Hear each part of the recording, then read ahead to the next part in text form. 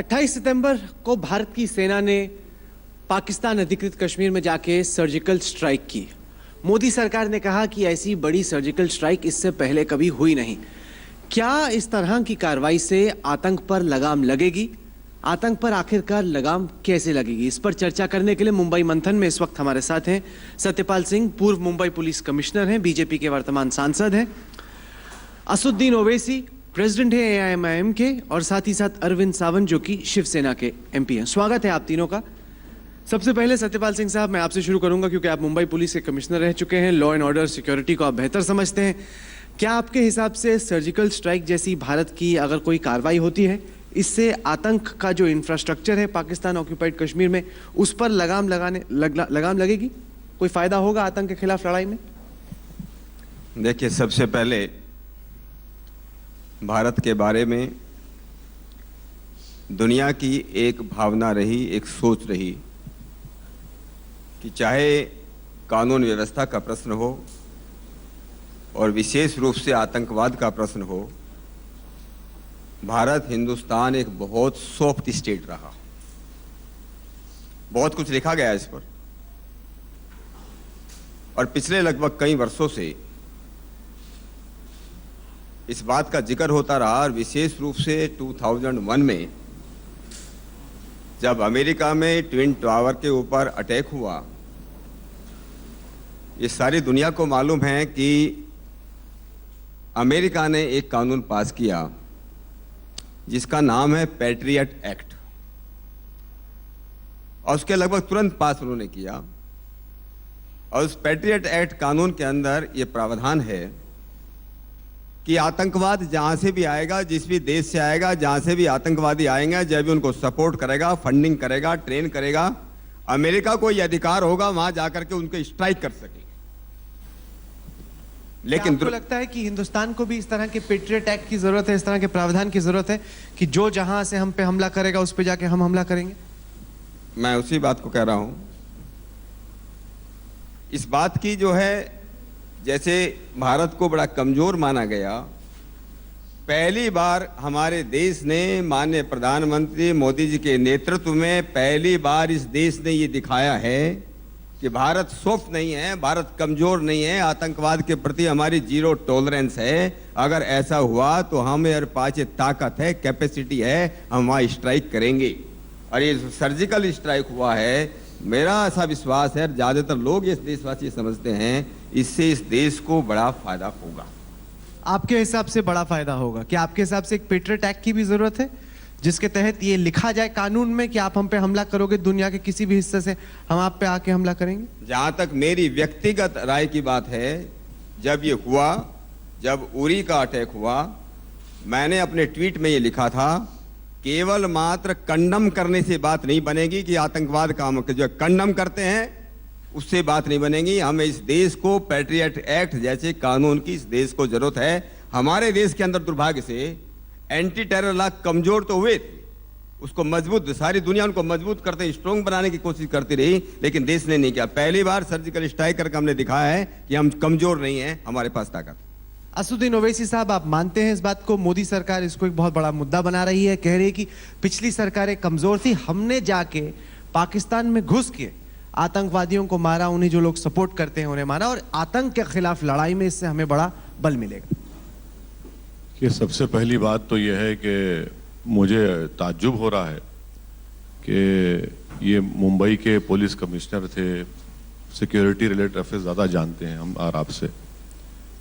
America का patriot act ये कहता है कि जहां से दहशतगर्दी या टेररिज्म होगा वहां पर अमेरिका अटैक करेगा। सर, 26/11 का अटैक इसी शहर मुंबई में हुआ जिसमें हिंदुस्तान के लोग मारे गए। उसकी प्लानिंग पाकिस्तान से हुई, आपके पास रिकॉर्डिंग है। पाकिस्तान में कहां से हुई? पंजाब से हुई, पंजाब के इलाके से हुई। क्या कभी अमेरिका ने एक ड्रोन पंजाब में मारा? एक ड्रोन नहीं मारता अमेरिका पंजाब में। तो अमेरिका का ये प्रॉब्लम है कि वो टेररिज्म को खत्म करेगा फाटा में और वजीरिस्तान में, मगर पंजाब से, जहां से हिंदुस्तान को सबसे बड़ा खतरा है, ये लश्कर-ए-तैयबा, हिजबुल मुजाहिदीन। तो ओवैसी साहब, आप सुनिए, अमेरिका से सुनिए, क्यों उम्मीद कर रहे हैं कि वो आके सुनिए, आपके सुनिए, आतंकवादियों के नहीं, खिलाफ नहीं, कार्रवाई आप करे? अमेरिका का हवाला दिए तो मैं इसका जवाब दे रहा हूं। दूसरी बात यह है कि खुद मौजूदा फॉरेन सेक्रेटरी ने पार्लियामेंट्री स्टैंडिंग कमेटी से जाकर कहा कि ये पहली मर्तबा सर्जिकल स्ट्राइक नहीं हुआ है, इससे पहले भी माजी में कई मर्तबा हुआ है। तीसरी बात, अगर ये गवर्नमेंट समझ रही है कि इससे टेररिज्म खत्म हो जाएगा, तो हमारे फौज के इस बहादुरी के काम के बाद, जिसका मैं सराहता हूं उसको, कई हमारे आर्मी कैंप्स पर हमले हुए, उसके बाद फौरन बाद कई जगह पर हुआ। तो टेररिज्म अगर हम ये समझ रहे हैं कि सर्जिकल स्ट्राइक से खत्म हो जाएगा, नहीं होगा सर। इसके लिए आपको बहुत ज्यादा प्लानिंग करना पड़ेगा। तीसरी और आखिरी बात यह है कि ये कहते हैं कि कानून हमारे पास कमजोर है, तो कौन सा कानून लाना चाहते हैं आप? यूएपीए टाडा से शुरू कर लीजिए, पोटा, यूएपीए, ये तमाम कानून जितने भी बनाए गए, इसी में इस कानून का इस्तेमाल सिर्फ मुसलमानों पर हुआ। मैं कई मिसालें दे सकता हूं आपको। मालेगांव 2006, मालेगांव 2008, अदनान मुल्ला का केस, मोहम्मद सलमान का केस, जवेरी बाजार का केस, हिमायत बेग का केस, मुंबई में जो ट्रेन ब्लास्ट हुआ 1993 का, ये सब के सब खारिज हो गए। गलती यहां पर क्या हो रही है कि इन्वेस्टिगेशन करने वाले दिमाग नहीं लगाते अपना।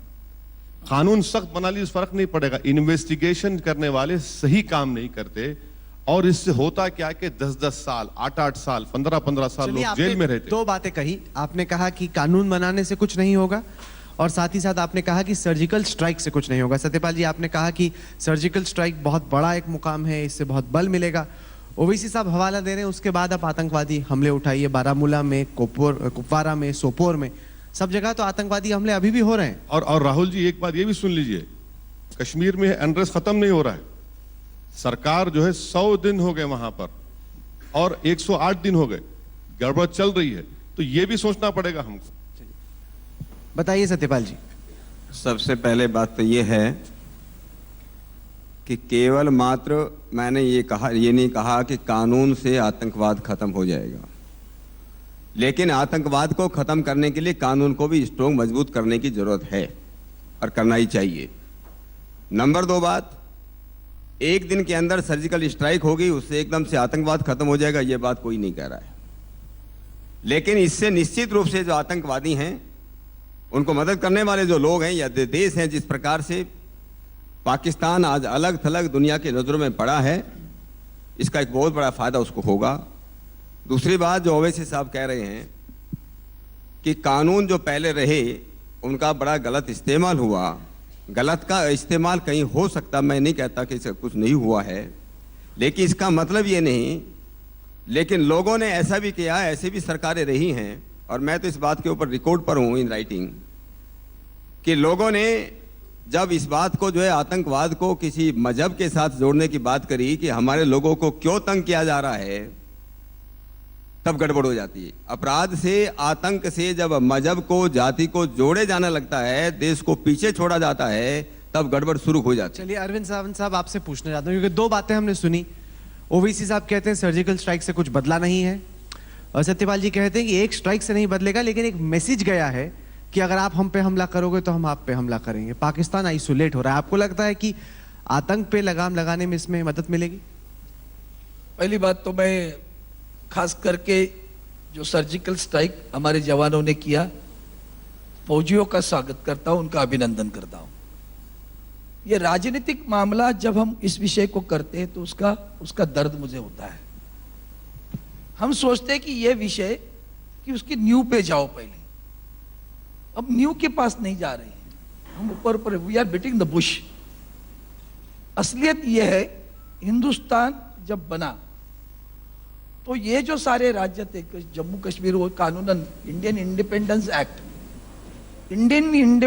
एक्ट में उस राज्यों को पूछा गया जहां राजा थे, तो राजा हरि सिंह था जम्मू कश्मीर में, उनसे पूछा गया कि आप जम्मू पाकिस्तान में जाना चाहते हो, हिंदुस्तान से जुड़ना चाहते हो। अब हिंदुस्तान से जुड़ने की बात उन्होंने की, उसके बाद भी जम्मू कश्मीर अपने पास आया, लेकिन वहां के जो लोग थे, पाकिस्तान उससे दुखी था, और पाकिस्तान ने उस वक्त से लेकर आज तक उस वक्त भी हमले किए, तभी तो पाकिस्तान ऑक्यूपाइड कश्मीर हुआ।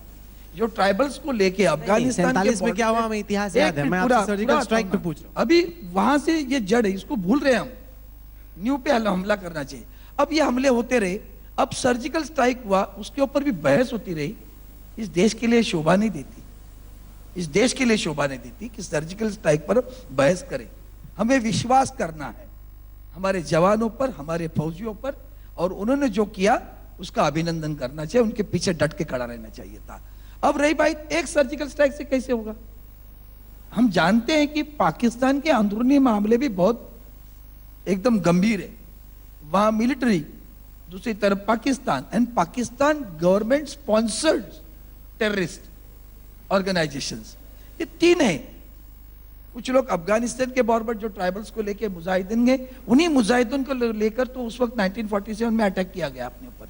अब ये सारी सोचो, जब सोचोगे तो आपको पता चलेगा कि ये जो टेररिस्ट एक्टिविटीज करने वाली जितनी भी ऑर्गेनाइजेशन, दुर्भाग्यवश उसका इस्तेमाल पाकिस्तान सरकार करती है, उनकी मिलिट्री सर, भी आप करती सवाल है। का जवाब नहीं दे रहे। सर्जिकल स्ट्राइक से फर्क पड़ेगा कि नहीं पड़ेगा, सुनो ना, तो यही जो ऑर्गेनाइजेशन है उनके ऊपर सर्जिकल स्ट्राइक की ही आवश्यकता है, और वो सर्जिकल स्ट्राइक हमारे हिंदुस्तान ने किया। फर्क पड़ेगा। पहले कश्मीर के जो इन्फिल्ट्रेशन है ये इनकी वजह से है ना, तो रोकने का काम तो शुरू होगा। अब रोकने का काम शुरू हुआ है, फर्क पड़ना शुरू हुआ है। आप कह रहे हैं कि फर्क पड़ना शुरू हो रहा है। कोई ये उम्मीद करे ओवैसी साहब की एक ही सर्जिकल स्ट्राइक में आतंकवाद खत्म हो जाएगा, वो तो गलत है। खतक नहीं, हमले हुए, हमले तो पहले भी हो रहे थे, लेकिन कम से कम अब दुश्मनों को ये मालूम है आप हिंदुस्तान पे हमला करोगे तो आप पे भी हमला हो सकता है। हफीज सईद हो, मौलाना मसूद अजहर हो, सैयद सलाउद्दीन है, सब एकदम पीछे झांक झांक के देख रहे हैं कि कहीं अजीत डोभाल के लोग तो नहीं आ रहे। अब ये आप लोग देखिए, अगर आप रैम्बो और जेम्स बॉन्ड की सरकार चलाना चाहते हैं तो मुबारक हो आपको। तो देश जेम्स बॉन्ड और रैम्बो से नहीं चलता सर, देश चलता है स्टेट्समैनशिप से, देश चलता है एक प्लानिंग से। तो हर चीज को अगर हम समझेंगे कि रैम्बो जेम्स बॉन्ड ये 2 घंटे की फिल्म में अच्छा नजर आता है, देश में अच्छा नजर नहीं आता। तीसरी बात यह है कि अगर मैं आपसे कह रहा हूं कि 26/11 का जो वाकया हुआ वो आज भी होगा मुंबई में, हमने उसके बाद क्या किया, कोस्टल सिक्योरिटी को सिक्योर किया, हमने जिन चीजों की बातों, कमजोरी की निशानदेही की थी उसको पूरा किया मुंबई पुलिस के लिए।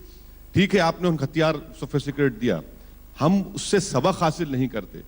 तीसरी बात यह है कि इन्फिल्ट्रेशन हो रहा है, तो इन्फिल्ट्रेशन कैसे हो रहा है कि हम कश्मीर में लड़ रहे हैं, ये अनरेस्ट है और इन्फिल्ट्रेशन बढ़ते जा रहा है, तो क्या ये सरकार की जिम्मेदारी नहीं है? और आप कह रहे हैं कि पाकिस्तान को आइसोलेट करेंगे। ब्रिक्स का समिट हुआ, चाइना आकर हमको आईना दिखाकर चला गया, चाइना ने कहा कि हम नहीं मानेंगे पाकिस्तान की बात, आप पाकिस्तान के ऊपर कुछ तबसरा नहीं कर सकते। तो ये चीजों को हमको गौर करना है।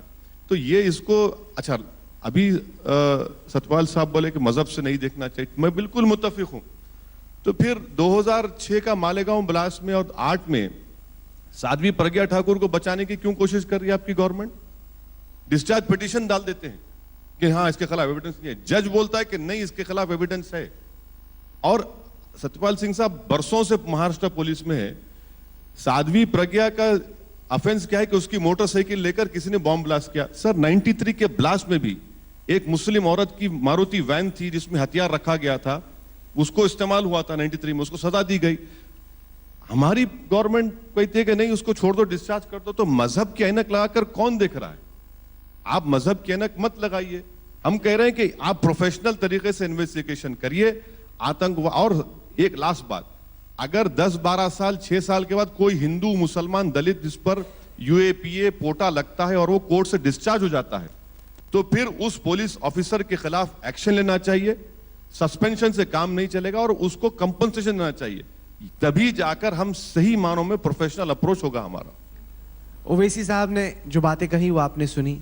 ओवैसी साहब ने यह भी कहा कि जो आईना है रिलीजन का, वो तो पुलिस ऑफिसर ही उस आईने से देख रहे हैं, तो ये कहना कि ये उठा रहे हैं ऐसा सवाल, ये तो बात सही नहीं है। और दूसरा उन्होंने कहा कि रैम्बो बन के देश नहीं चलता, स्टेट्समैन बनने की जरूरत है। और ये बात भी है कि चीन जब ब्रिक्स में आया, हिंदुस्तान की सरजमीन में बैठ के पाकिस्तान को सपोर्ट कर रहा है। मौलाना मसूद अजहर पे यूएन पे रेजोल्यूशन आता है, चाइना उसको ब्लॉक करता है, और आप कह रहे हैं कि चाइना आइसोलेट हो रहा है। कहाँ आइसोलेट हो रहा है पाकिस्तान? चाइना तो लगातार मदद कर रहा है।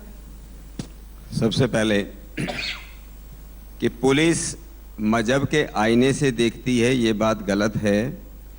एक दो कोई केस हो सकते हैं, इक्के दुक्के केस हो सकते हैं। मैं एक केस जहाँ से ओवैसी साहब आते हैं हैदराबाद शहर से, मैं उस हैदराबाद शहर का एक एग्जाम्पल देना चाहता हूँ। हैदराबाद शहर के पुलिस कमिश्नर थे। जब वहाँ पर ब्लास्ट हुआ